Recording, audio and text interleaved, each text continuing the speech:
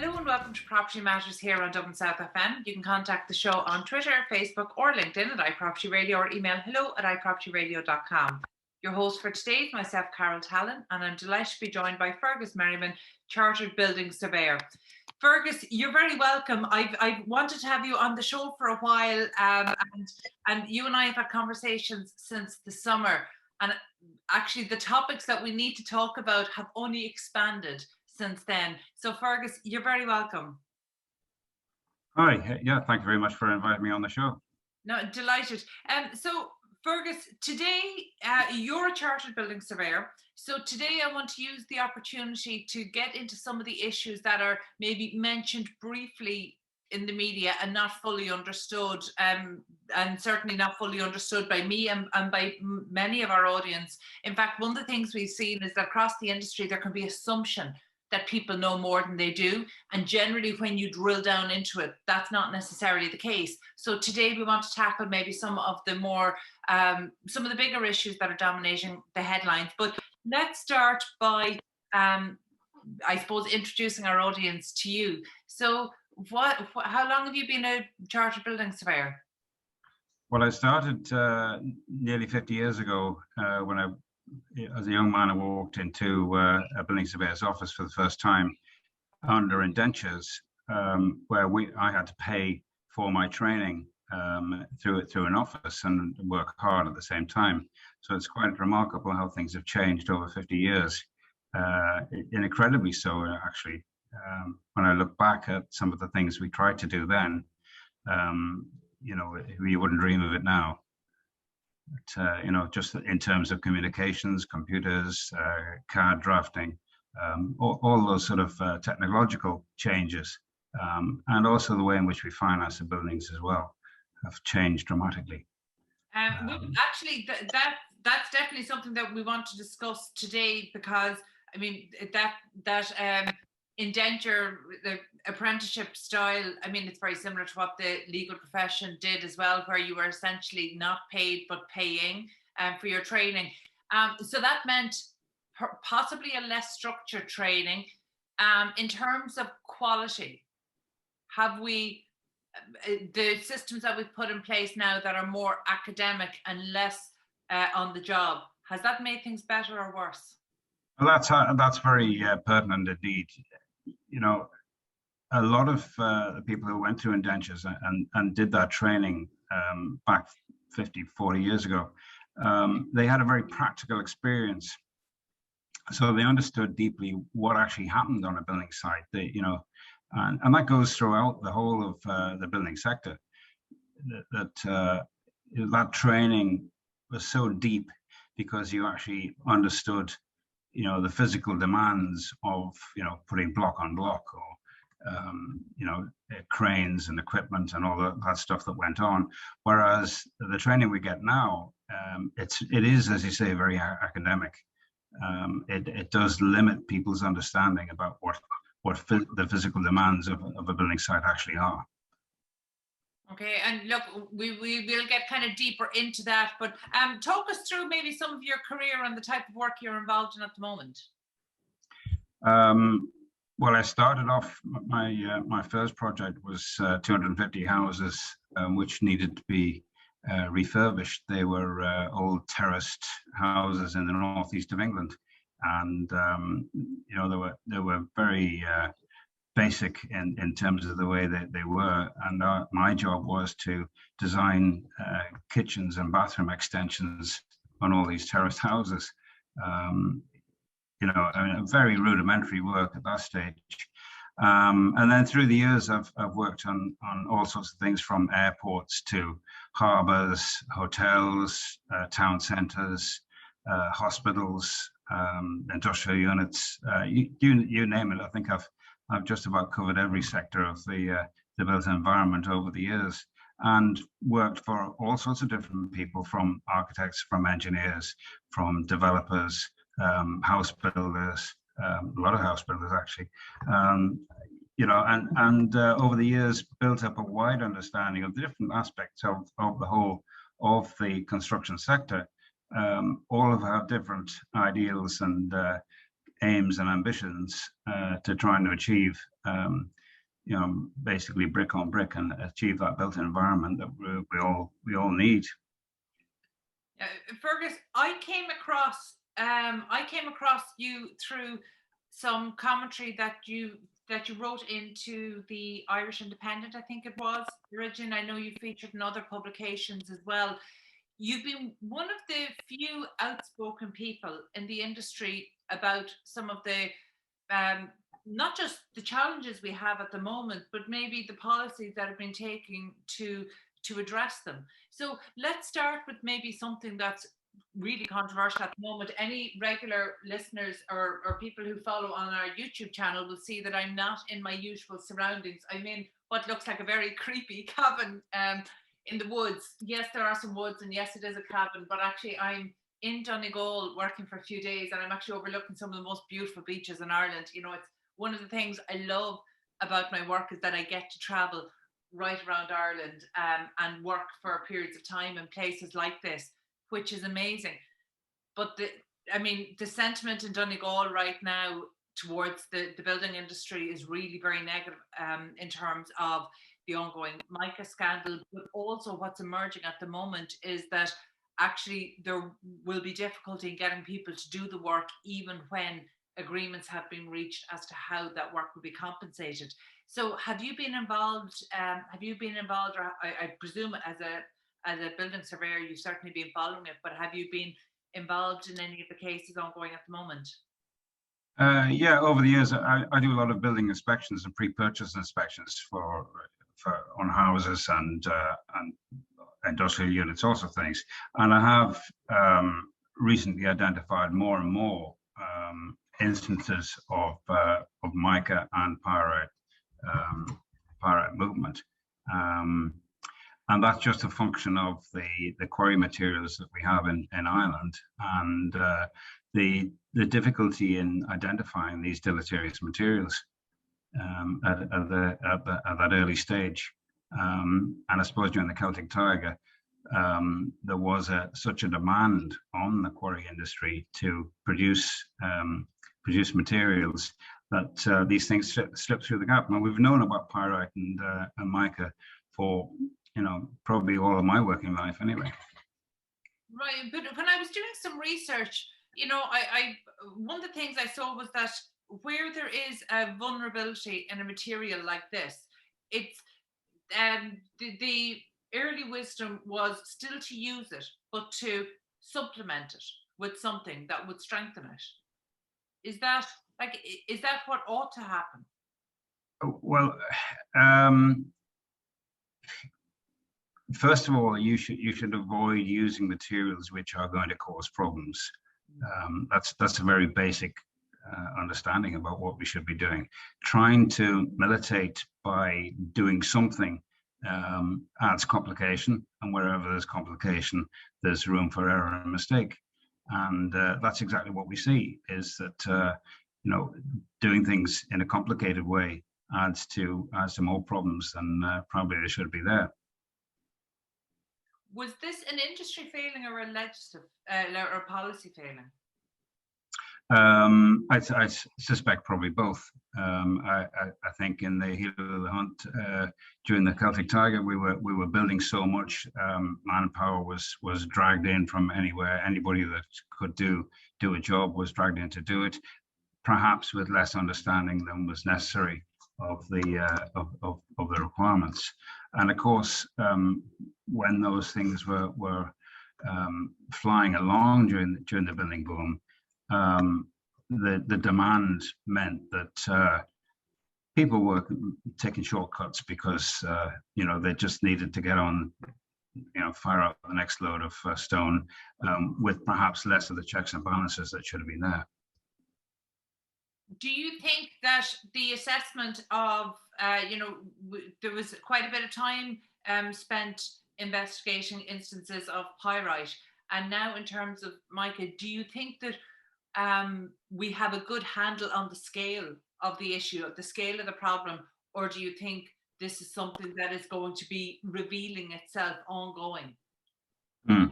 Well, both pyrite and mica are a slow burn. They do take a long time to actually emanate themselves as you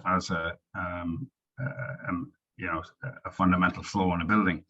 Um, particularly with pyrite, this requires a triggering event where moisture is hitting it in the right scale, and that drying out and wetting process start the pyrite expansion process to begin. And it's a bit like rust forming on a piece of steel. You know, pyrite is actually iron, and it's in its basic form. So when that chemical reaction starts, it begins to expand, and that's what causes your cracking and your building to crumble. And so, you know, it'll take a long time before this all works out. okay, but in terms of seeking redress for the cases that are known at the moment, you know, what is the industry position on this that you're aware of? I think people are keeping their head down at the moment as to how big the problem is, and how, you know, the scale of it. For the individual householders, it's an absolute disaster. If you bought a house in good faith and you've done all your surveys, all your checks and balances in the purchasing end of it there, only to discover that your building is in critical danger in many cases, and in some cases in danger of falling down. So you're talking about a complete loss, on which you probably have a mortgage, you have a loan. The stress involved for individual families is enormous, but we haven't really got a head around what we're going to do about it as a nation. And one of the things we've seen, are remediation works ever going to be sufficient here, or do all of these homes need to be demolished and rebuilt? Well, if you think about the building process, you know, it's incremental. So one load of blocks in the wrong place could mean that the entire building has to be demolished, or it could be that that particular flawed load of blocks is at a higher level, particularly with mica. In the pyrite instance, where fill was used on the floors, then that's taking out the whole floor. So, I mean, it varies really from building to building. Every building is unique, and so it just really depends on where you're seeing it. I mean, I've seen one building where just the gable end was affected, because that's the end of the building that's catching the weather, and therefore that's where the expansion started to happen. But in reality, probably the whole of that building is affected, or will be affected over time. So where do you start and where do you stop? Right. And in terms of redress, look, as somebody not directly impacted by it, I don't even understand why this is an issue in debate. Obviously, these people who are heavily mortgaged for homes they can't live in should absolutely receive 100% redress. In fact, 100% almost isn't enough, in my opinion. But why, you know, where does the state start and the industry stop on this issue? Surely, you know, obviously I'm aware of building contractors that have gone bust since then and are no longer around, but surely that's not the case for all, and surely there's a greater point of responsibility in terms of the supply of those materials. This is where insurance kicks in. You know, the majority of people with mortgages will have insurance. And therefore it'll be the insurance companies that should be standing up to the plate and doing what they should do. And obviously the enormity of this is such that the insurance companies are going, well, you know, we're not sure how big this is going to be, but it's going to be substantial. It's going to be a big hit on the insurance companies. Whether they have the ability to fund and finance these replacements, we don't know yet. After that, then it's probably going to be down to government. But Fergus, are you referring to the homeowners insurance? Yes. Yeah. Why is it the homeowners insurance?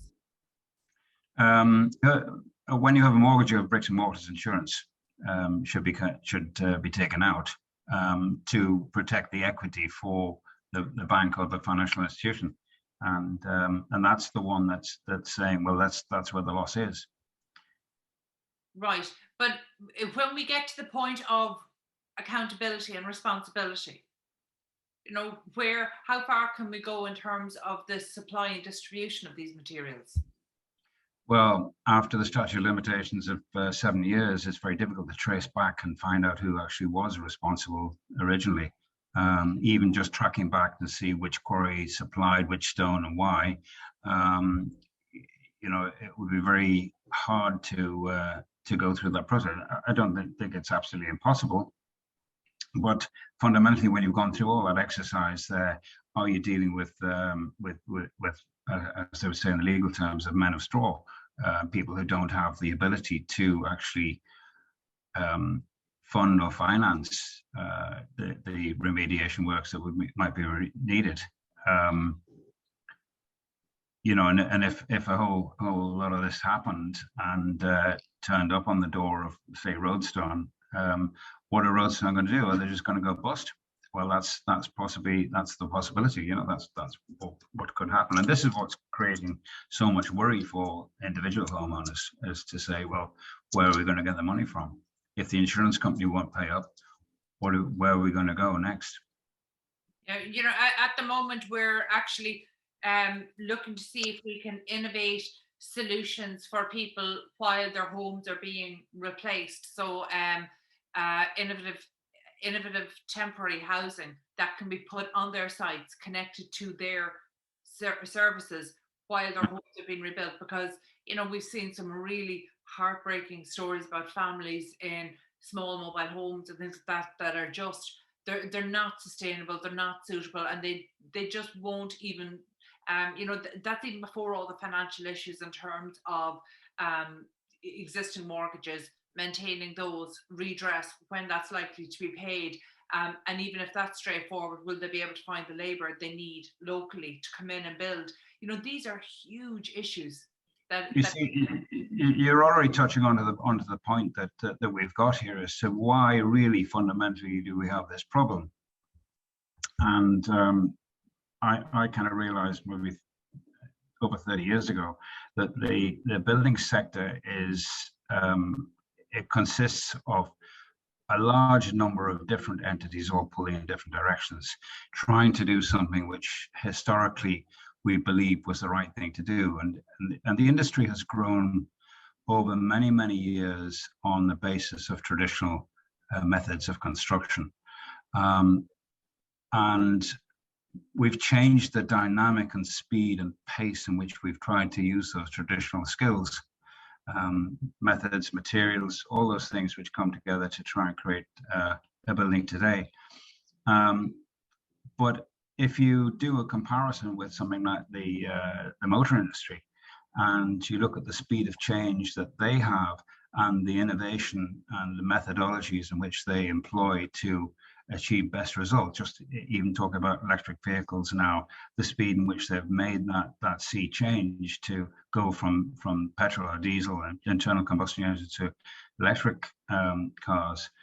It's amazing how they've done that so fast. But if you ask the construction industry if they would try to do that, it'd be virtually impossible, because there are so many different entities all pulling in different directions, trying to do their own thing and trying to make money. And if we think about replacing those homes in the same method, we are probably going to end up with similar sorts of problems. I mean, I survey a large number of houses, and I'd say I seldom go into one, maybe 100 that doesn't have some problem somewhere. And that's because of the methodology that we employ for building. Differently from the car industry, every site is unique. Every house is sitting on its own unique site, but that's the only part of uniqueness about it.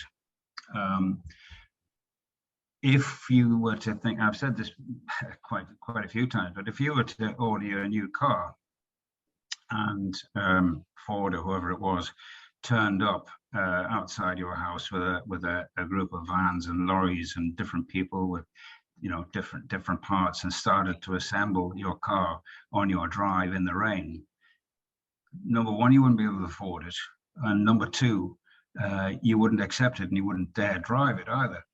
But essentially, that's what we're doing with our houses. We're saying a whole lot of people are going to come, all with different sets of skills, all with different ideas, often who haven't worked together before, and trying to achieve a perfect result every time. It's a big ask to do.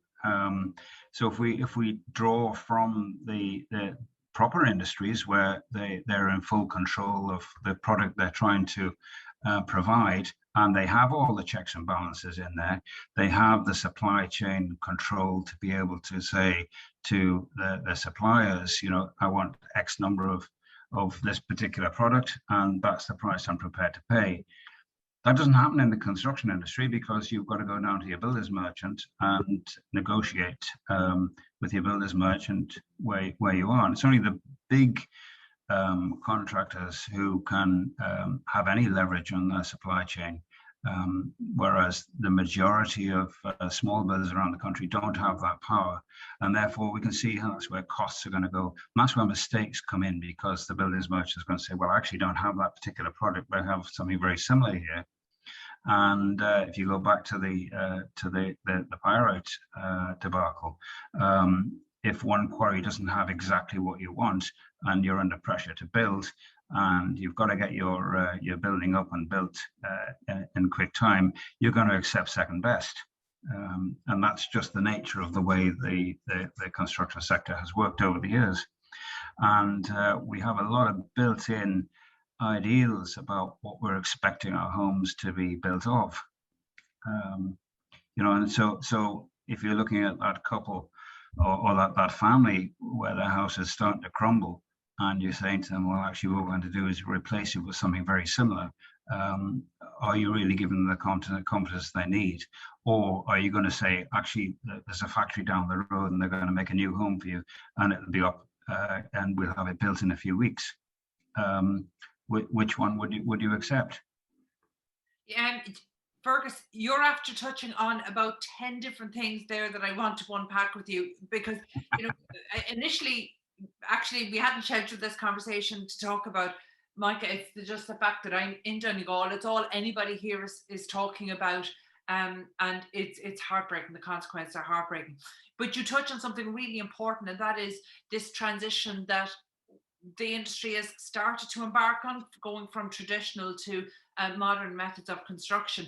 You talk about that assembly line, and I think it's a good analogy to take it to the car manufacturers, because actually that's one of the first things that was done when going back 2 or 3 decades, when lean methodologies were introduced to the construction industry. It was done coming straight from the Toyota assembly line. So I think that's something that the industry can relate to as an analogy.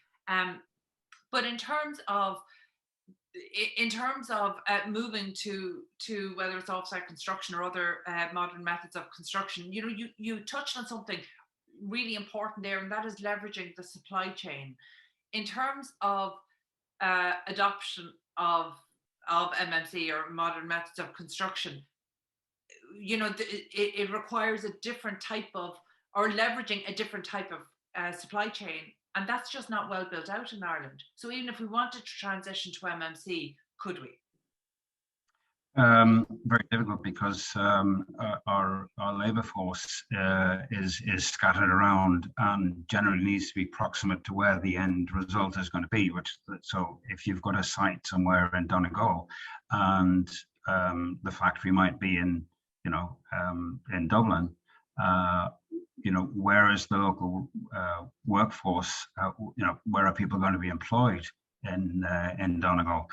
And at the moment, the construction sector is saying, well, we're building out of blocks, and with concrete, and with timber and joiners, and all those local people employed. That's a difficult Rubicon to cross, because how is your labour force going to be provided for? If we transition to MMC, I suppose that the way in which you look at employment in the construction sector has been a big problem for many years. And that's impacting now on young people who are looking at the sector and saying, well, why would I go and work in this particular sector where we don't have surety of employment? We've got to go to a different place every week, and work outside in the lashing rain.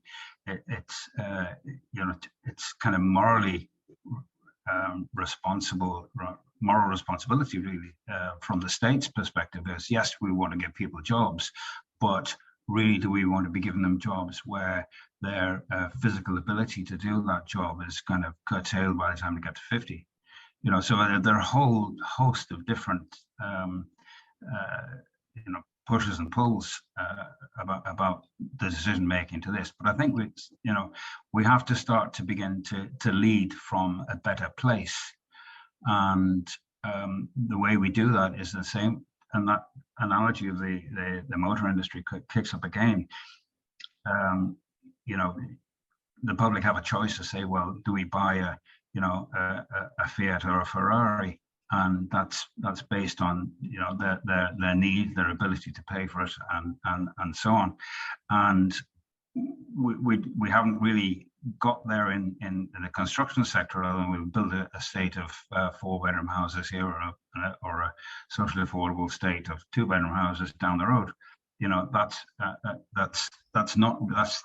the cart leading the horse. See but that sounds like a perception issue, because I remember, maybe 15 years ago, when I was working as a buyer's agent sourcing property all over the country, and I remember one instance where, well, actually it happened on more than one occasion, but one particular one where I was helping a young woman buy her first home after she returned to Ireland, and her father advised her not to buy it because it was of timber frame construction. It wasn't block built. And that was something I heard quite a lot 15 years ago, because maybe particularly not from the generation who were buying, but from their parents who were advising them. They didn't like the idea of timber frame construction. And now we're getting into off-site manufacturing, whether it's panelized or volumetric, where you have pods being delivered, where you've got apartments being built in 2 sections on factory floors across the Midlands. And we know from a logical point of view, and I think the industry has been very vocal in saying, well, this is how we achieve certainty of program. This is how we achieve consistent quality. This is how we can hire and maintain a local workforce consistently, and how we can guarantee consistent output. But have consumers come around to this idea of prefabrication, even though it's the least popular word to use in this industry? Well, yeah, perception is an interesting one. Very few people go and buy a Trabant, and that's perceptive. They're probably a very good car. I wouldn't really know. I've never driven one, but there's a sort of a perception out there that a Trabant might not be a very good idea, and therefore it's fear of the unknown. And that's what I mean about leading from the front, is that the off-site construction sector really needs to begin to lead from the front, and start to impact the economies of scale, cost, quality, all of those things, to change that perception. And that perception can be, really, my experience is that off-site construction tends to be much better quality. It has all the checks and balances of quality assurance in one place. So you don't have a building inspector who has gone off to look at houses in different places, not really understanding different levels of construction, different qualities, different abilities, and different stages that they're looking at in different houses going on, or different apartments. Whereas if they're going to a factory environment, they're seeing the same thing on a production line there, and they can check the process all the way through and see where the possibilities of failure might lie. And what promoted in the industry now is that in the offsite industry is that each element of prefabricated construction has a passport, and that passport contains all of the provenance of materials, so you know exactly where they come from, and you're avoiding this problem that you're talking about with pyrite and mica, because that provenance is locked into this passport that you have with your house. So it's a little bit like getting a car, and you know when you pick up the manual that somebody of experience and understanding has checked this all the way through, and it's been tested and taken to the extremes more rigorously than probably you're ever going to drive it. And that analogy should really follow into the offsite industry, where they start to lead from the front, so that perception, or that negative perception, disappears, because people will aspire to having something which is much better. What are some of the practical things? You refer to leading from the front. What are some of the practical things that this entails? Is it a case that mortgage companies need to be comfortable with this? Is it a case that insurers need to be comfortable? Development funders, do they need to be comfortable? What does leading from the front look like from where we are in Ireland? Well, this is exactly what I mean about the construction sector is a sector, and it's a sector of all these different elements. So all who have their own end game to work towards, and with perhaps less understanding about how these things all come together. So at the moment, the offsite sector is nascent. It's not mature at all.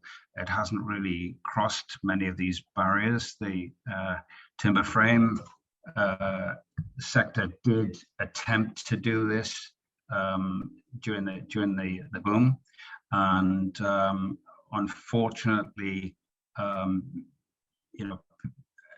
suppose what happened there was that certain individuals could see that this looked like a very simple way of construction and tried to do it and failed, and that created a negative perception that perhaps you alluded to before. What we're talking about in the offsite sector now is that we actually have such a good product that and such a set of controls that you wouldn't think about going to try and build this in your garage. You're actually looking at a prefabricated methodology that is so good that it can't be challenged, and we really haven't got to that point yet. And what will gradually happen as the industry starts to mature is that all of those economies of scale, of production, of efficiency that will follow through haven't quite got there. At the moment, what's happening is to recoup the investment required in getting to that point. They're looking at what house prices are, and they're matching them, and therefore they're recouping their investment as rapidly as it possibly can. As that begins to mature, what we'll see is that the investment will start to pay for itself, and then you'll start to see the offerings of off-site manufactured houses start to fall in price, and then it's really game on at that point. Given the size of Ireland and our estimated, even our, the highest levels of our estimated demand, is the market large enough to be able to achieve the economies of scale needed to bring the investment in for these facilities? Absolutely, yeah. I mean, how many? If you look at the number of house builders around the country and look at their scale of performance, they might be building anywhere from 5, 6, 7 houses a year up to maybe 100. Whereas an offsite manufacturer is going to be producing at least 1,000 houses a year, that as a minimum, and running through one factory, and the capability is certainly there to be able to do that.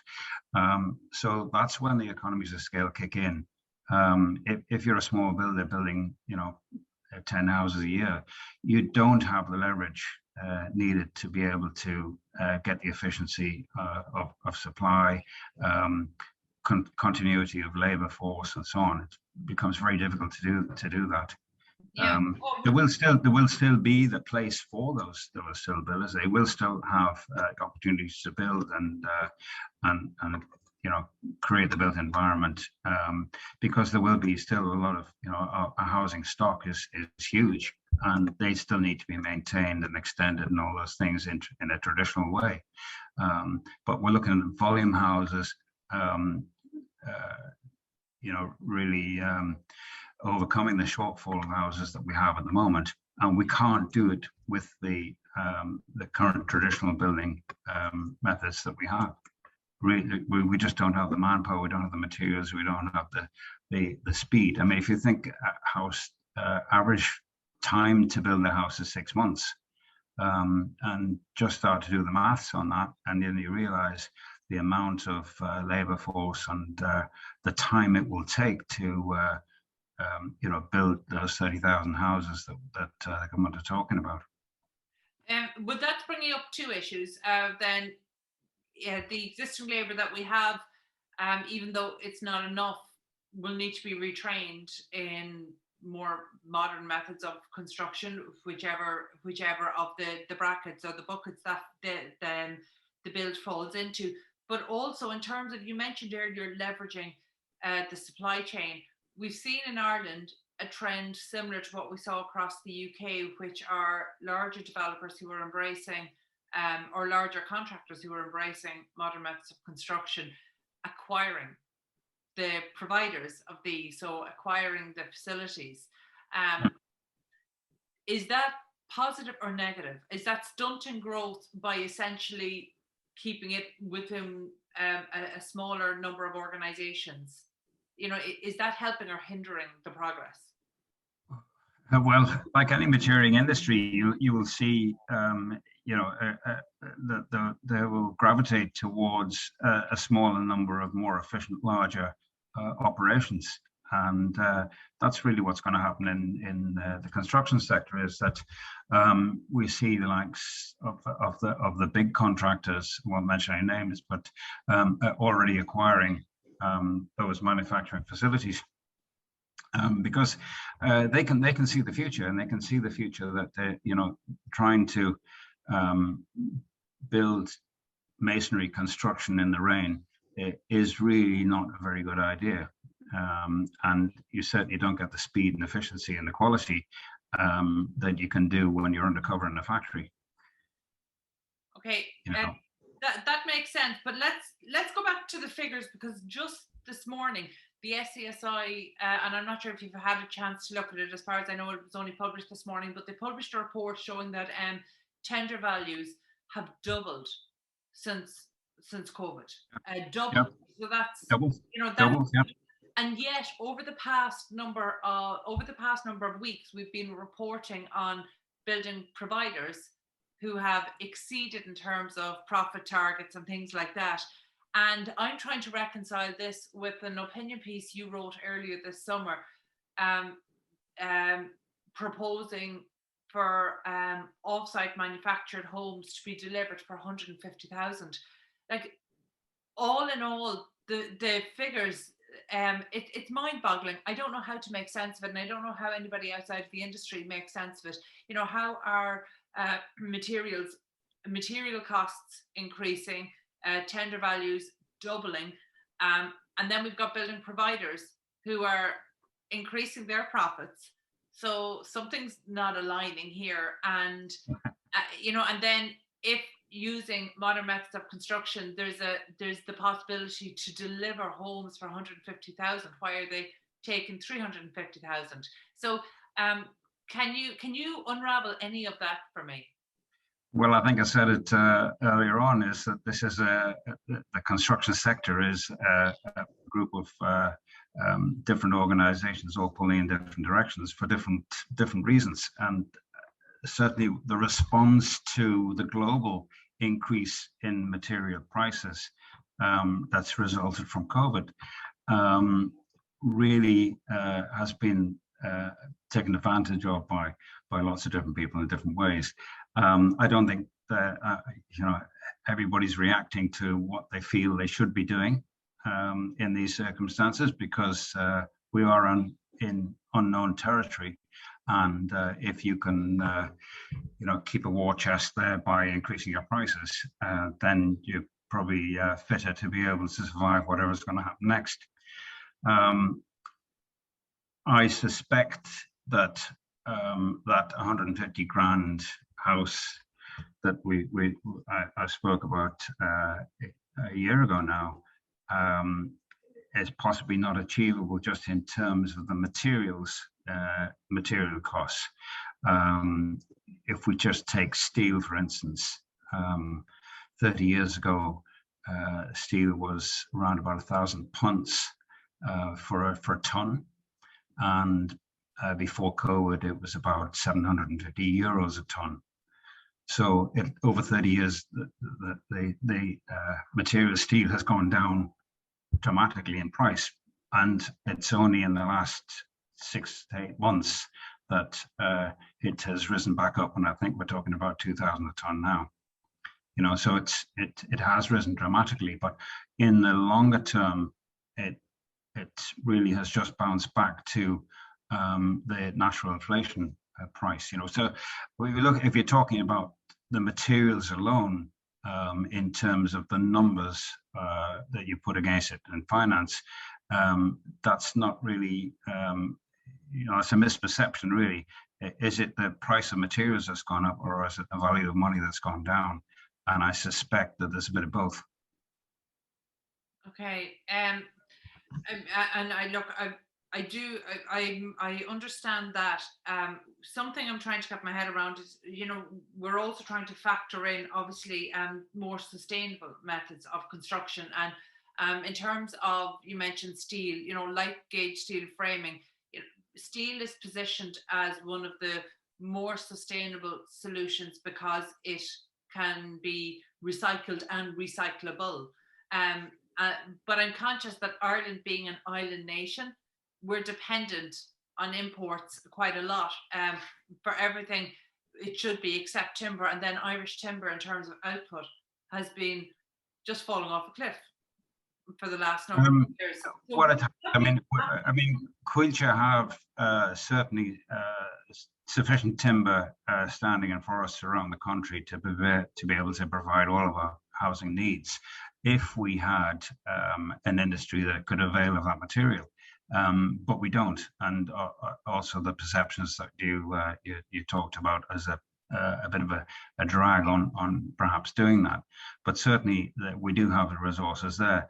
If you take the volume of materials that you need in terms of sustainability, you're talking about probably 40 tons of concrete in a house, whereas you're talking about maybe 2 tons of steel. So when you're looking at sustainability, you're saying, well, can you recycle that 40 tons of concrete? Well, there's a difficulty there. The Part D of the building regulations would predicate against recycling concrete, but remanufacturing, which is what steel would be classed under, is perfectly achievable. And you're remanufacturing a very small amount of material compared to a very large amount of non-recyclable. So that's where sustainability really has to think about. And it's not, we're talking about reuse or recycle, and they're fundamentally different things. Okay, and look, in terms of reuse, if we're going to have a conversation about reuse in the industry, it should be actually using the underutilized or unused stock in Ireland. It's one of the greatest truisms that, the most efficient building is the one that's already standing. And we have so many of those in Ireland. We've recently, earlier this summer, we opened an office in Galway, out actually in Connemara, in Carrow, and there's 2 empty houses for every occupied house out there. And they're not ones that could be brought back into use with 30,000 as the government is proposing, for first-time buyers or for home buyers. These would require more than 30,000. But I'm not talking about, 200-year-old stones of cottages. I'm talking about farmhouses that haven't been occupied in 20 or 30 years, but originally had electricity and other services, though maybe not septic tanks. So I suppose the sustainability conversation, we haven't gotten to grips on how best to use our existing stock. And I don't just mean vacant, but vacant, derelict, underused. We just aren't good at efficiently using our built environment. Well, we're not, and I'd say 50% of the farms around the country have some form of habitation or previous habitation on them that certainly could be brought back into use. If the planning hasn't gone in to demolish them, then it's still essentially, if it has some vestige of a roof on it, it's still basically classed as being a habitation. Now, there will be some planning required to bring them back into use, but relatively little. And I think the sea change we've got in working methods for many people around the country has been a big wake-up call to, well, maybe we should move back down the country and sure the parents have an old place we could do that up. And if we look at the estate agents around the country, you'll see that the amount of stock that they've got has fallen dramatically over the last 2 years when you've seen these places being bought. There is a great lack of understanding about how effectively you can do up these houses. And certainly I've seen great examples of houses you wouldn't look at twice, with a tree growing out of them, that you think, well, that's impossible, you couldn't do that. But with the right understanding, the right training, the right people, you can actually do that and bring them up to a good standard of good occupational standard. I'm so happy to hear you say that, Fergus, because I'm at the early stages of such a project myself. So I'm really happy to hear you say that. But I'm conscious that we're running short on time. But before we finish up, one thing I wanted to address with you as well, which was actually, I'm pretty sure, supposed to be the basis of this whole conversation, and that is rural planning. So in terms of rural planning, there is ambiguity out there. You've touched on it there about people returning to perhaps their home country or counties, or the home counties of their parents or family members.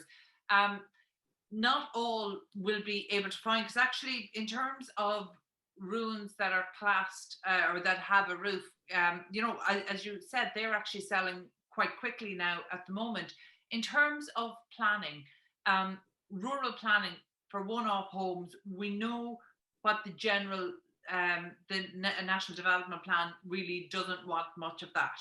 We get that. But in terms of the rules for one-off rural homes, there's real uncertainty in terms of the direction that's been given from Europe and how that's been interpreted by local authorities around the country. What's the position? It is another example of the different elements in the property sector pulling in different directions.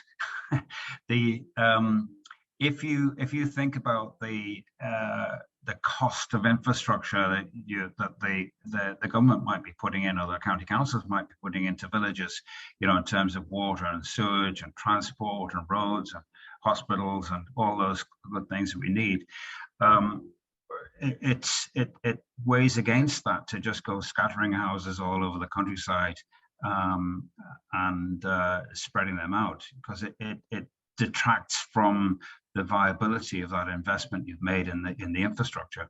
So I can completely understand why policy perhaps needs to change. And on the other hand, you've got every farmer in the country saying, well, actually, the value of my farm is going down because I don't have that road frontage anymore. But road frontage from a social perspective is kind of a negativity as well. Not just the infrastructure side of it there, but from social cohesion. This morning I was driving down the road there, and I was looking at all these houses where the families are loading the kids into the car, and they'll drive past each other to go to the village, and they'll drive past each other on the way back tonight after collecting the kids from school, and the chances of social interaction spread out along a long road are much reduced. So, I think we really do need a mature conversation about why we're changing, how we're changing, and what really is best for the long-term future of the country. And that's what planning is about. The planning is about thinking about the future. It's not about the individual needs of somebody who happens to have a nice field and wouldn't it be great to build a house on it. It's about the overall viability of the country.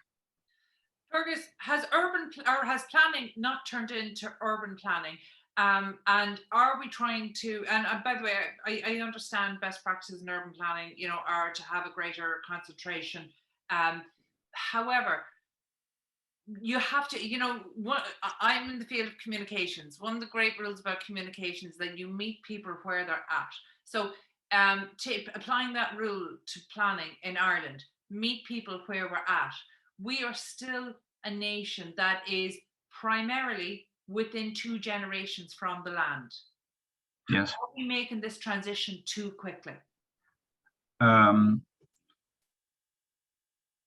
think this the longest journey starts with the first step, and we've got to take that first step. We really have to. You see, the perception for so many years has been that the countryside has been a resource for young people to emigrate and leave, and it's a bit of a shock to discover that the young people actually want to come back.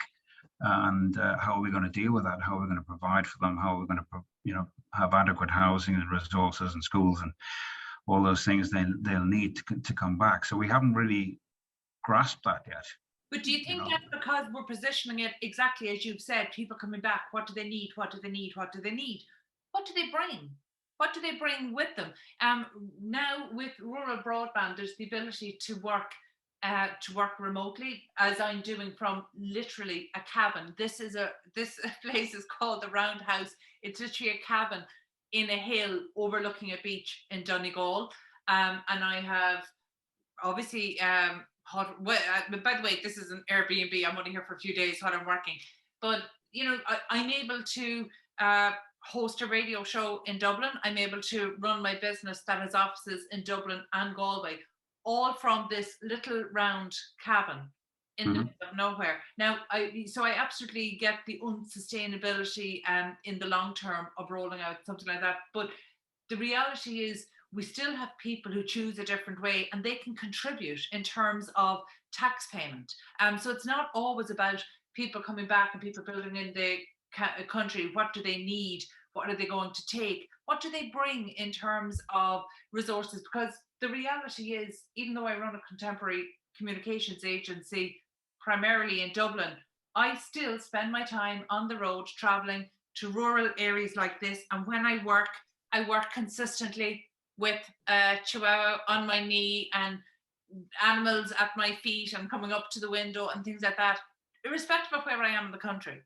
It is too much. I would never thrive in an urban setting. It is too much to expect that everybody's ready to go there. There's generations before we get to that.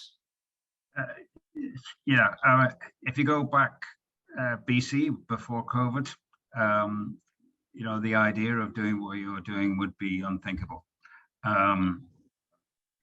But if you go back even further and you go back 30 years and think you're driving around the countryside, trying to find something to eat, get a sandwich, it was virtually impossible. What changed? Well, what changed was really Europe joining the European community, and the ability for that flow of people with different ideas, with different understandings, more vitality, all those things have changed, and that fluidity of people moving around is good for everyone.